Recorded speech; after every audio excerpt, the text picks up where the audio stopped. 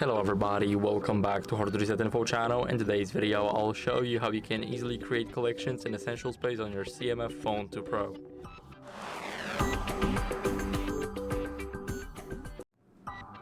So first, what you guys need to do is open up the Essential Space app on your CMF.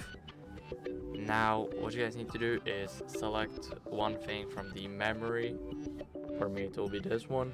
Now we need to click those three dots here and click add to collection.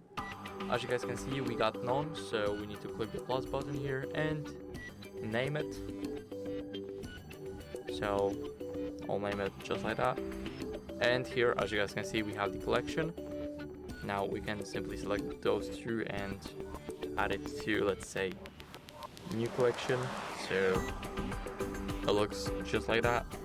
So that'd be it. Thank you guys for watching. Make sure to leave a like, subscribe, and see you next time. Bye.